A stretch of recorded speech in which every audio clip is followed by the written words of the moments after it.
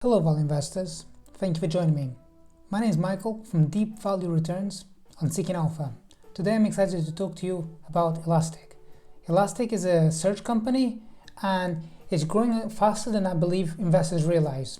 So we're going to discuss about its underlying opportunity. We're going to talk about what Elastic does in general. Then we're going to talk about its profitability.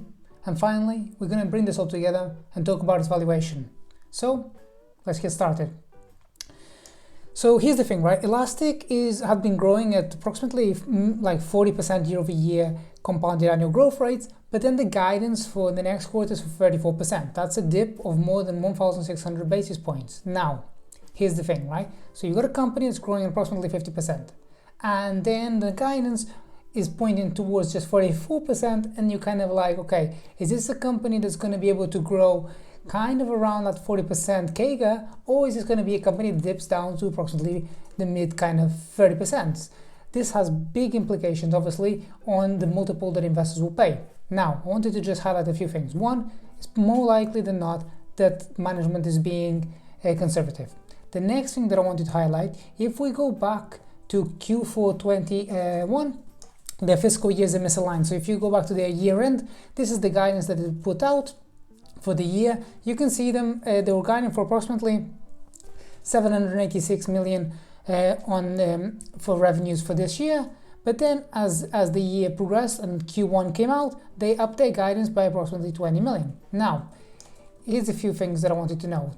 The first thing is that so early on in the year, for them to increase their guidance is really a bullish sign, okay? So they could have easily just let this unfold and go into Q2 once they had a bit more visibility, but they felt compelled enough to raise the guidance so early on in the year. That's a bullish sign right there.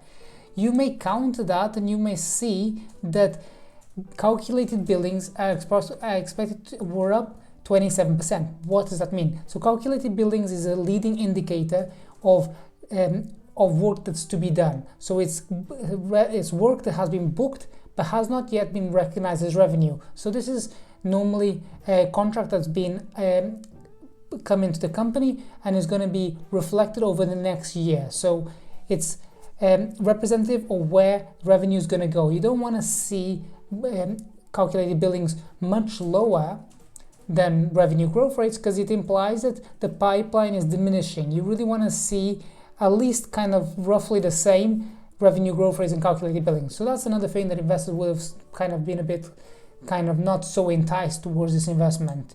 But if we look further down the road, I think that there's a lot more here that meets the eye. So one of the things that I wanted to note is that straight away on the earnings call, management talked about calculated billings picking up in the latter parts of 2022 for their fiscal year is misaligned, as I said already. So they're expecting calculated billings to kind of pick back up. So that's going to be something to look out for. The other thing that I wanted to note is Elastic Cloud. So Elastic Cloud is growing really, really fast. For Q1 22, it was up 89%. And that's right now already approximately a third of the business. Over the next 18 months, it's entirely possible that Elastic Cloud will make up close to half of overall of what Elastic does. So with that in mind, you're going to have a high growth subscription business growing and really driving forward Elastic as a whole. So next, let's discuss one thing, right? So what I wanted to mention was that what does Elastic actually do? So Elastic has this kind of freemium model. It's an open source search platform, okay? It has these kind of three different operations. That's observability, security, and search. But it's really about search. It does have these other two operations on the sides, but what investors should really be thinking about is when you use something like an open source platform such as Elastic, you want to be able to search database. You want to be able to search websites, whether the data is clean, structured as in a spreadsheet, or whether it's unstructured as in a tweet coming in or something. You want to be able to kind of figure out what's being said, being able to search. So for example, a time frame, if you want to be able to find out where's the next pizza shop, that's a search operation that Elastic helps companies with. And you can see here there's the roster of companies that they've got on their website that they're as their customers. Now, one of the things that I wanted to note is that there's this progression in its operating margin. So you can see that in fiscal 19, it was at negative 21%, and as it moves forward to fiscal 21, it's at negative 1%. Now, the guidance for this year is approximately negative 3%. So it's kind of taking a little step back from it moving in the right direction, but it's very, very close to break even. So I don't think that, investors should really punish this too much. And it's entirely possible that over the next 12 months or so, that we'll see that it's coming very, very close to break even again. So I think that, investors should be willing to give this one a pass and kind of think about that more from a revenue growth perspective and then investing for growth more. The other thing that I wanted to note is that as an investor in a SaaS business, you typically want to pay half the multiple to the revenue growth. So here's how I kind of describe it. For example, let's say that Elastic is expected to grow at approximately 35% compounded annual growth rates. You kind of want to pay half, let's say approximately 17 times forward sales for the company. So in this case, Elastic is expected, as you see, to grow at approximately 35 to 40% over the next 12 months, but it's only priced at 14 times next year's sales. So that's really, really cheap for a SaaS company. Now, one example that I'm going to point out is MongoDB. So MongoDB is a crowd favorite. Everyone really likes this company.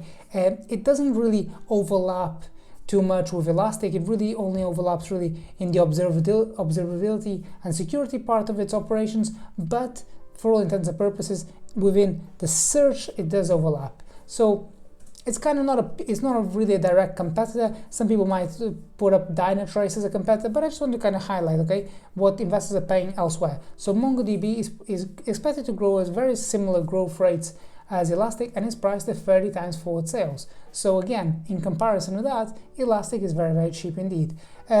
So I think, Elastic has kind of grown significantly in since in the year to date. I think it's up 60%. So it's not a company that's kind of fallen by the wayside. It has done okay, but it still has plenty of runway ahead and still quite cheaply priced. So anyway, I don't own this stock, but it's something that I'm quite happy to kind of to share with you. But if you want to find out what kind of stocks I'm interested in, don't forget to check out my marketplace. It's called Deep Value Returns. And my marketplace, I help you become better investors. It's really about helping you think through and give you high quality, actionable investment insights. Okay, I hope to see you next time. Goodbye.